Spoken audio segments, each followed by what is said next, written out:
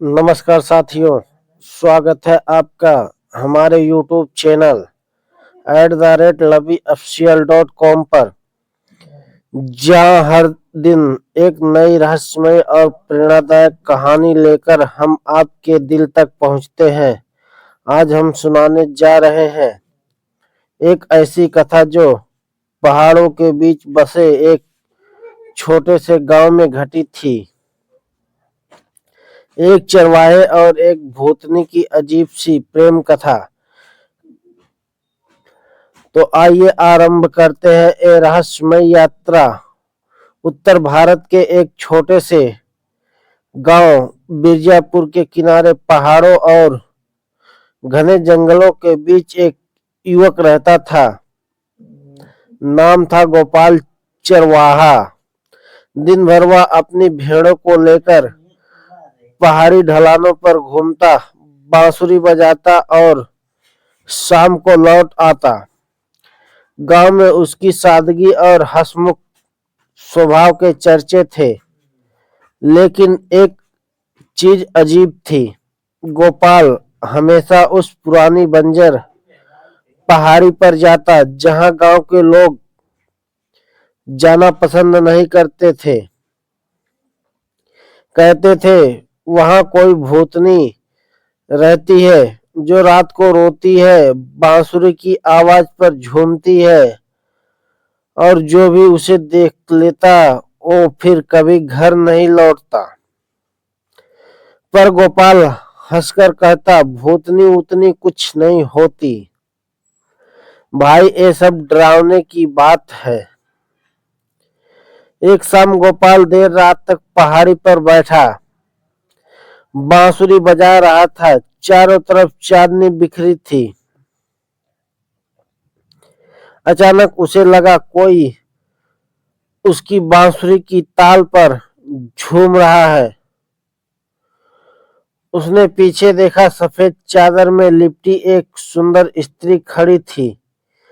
चेहरा चांद जैसा उजला, बाल काले बादलों के जैसे और आंखों में अजीब सी चमक। वो मुस्कुराई और बोली, तुम बहुत अच्छा बजाते हो गोपाल। गोपाल चौंक गया, बोला, तुम कौन हो? इस सुनसान जगह पर क्या कर रही हो? वो धीमे स्वर में बोली, मैं यहाँ रहती हूँ बहुत सालों से। तुम्हारी बांसुरी की आवाज मुझे खींच लाती है। गोपाल को थोड़ा डर लगा, पर उसकी मधुर आवाज ने जैसे डर मिटा दिया। उसने पूछा, तुम्हारा नाम क्या है? वो मुस्कुराई,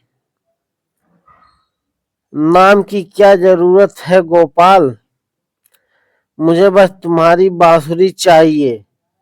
उस दिन के बाद हर शाम गोपाल उसी पहाड़ी पर जाता। वो स्त्री आती, कभी हंसती कभी रोती, कभी गोपाल से कहती, तुम्हारे पास जो बांसुरी है उसे मत छोड़ना, ये तुम्हारी रक्षा करती है।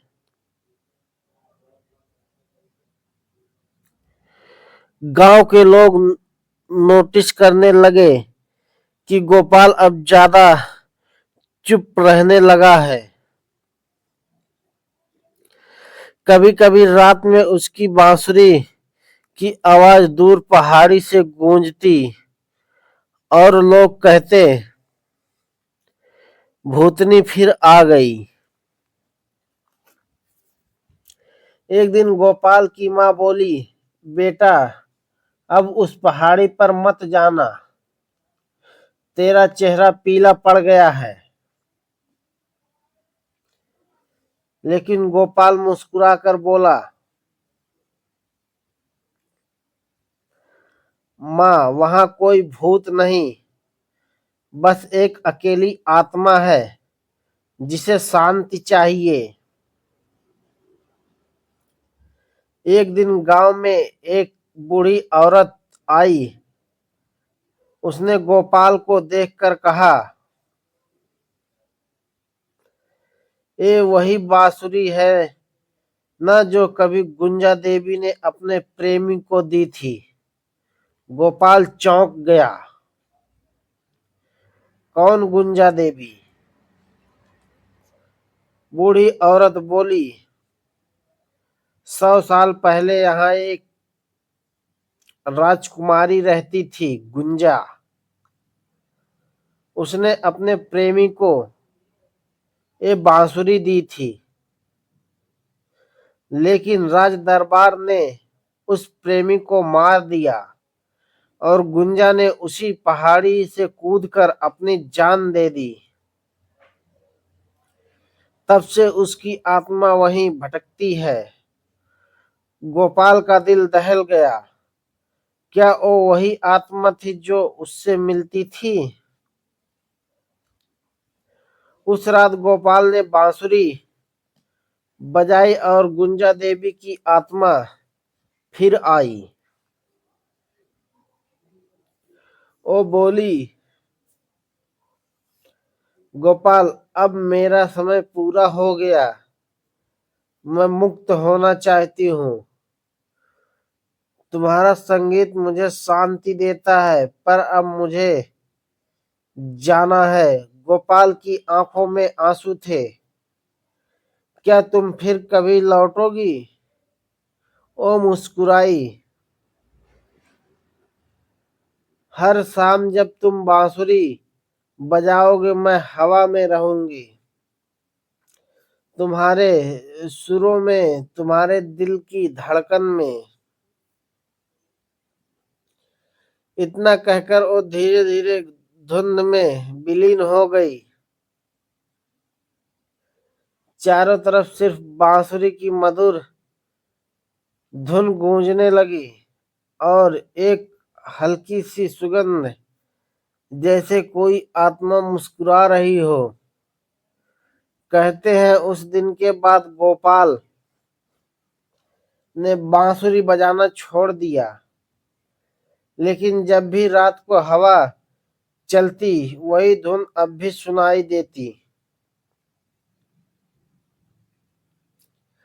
जैसे भूतनी अब भी उस चरवाहे की बांसुरी पर झूम रही हो। मित्रों, यह थी चरवाहा और भूतनी की रहस्यमयी कथा,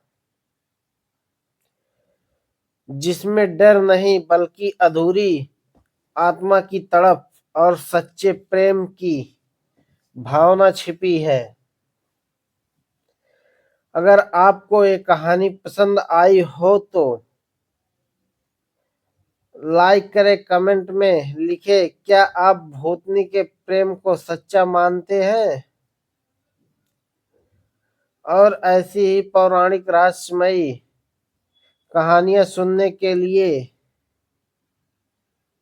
सब्सक्राइब करें loveofficial.com को, जहां हम प्रतिदिन लेकर आते हैं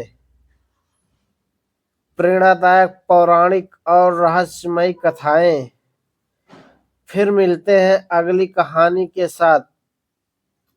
तब तक के लिए धन्यवाद मित्रों।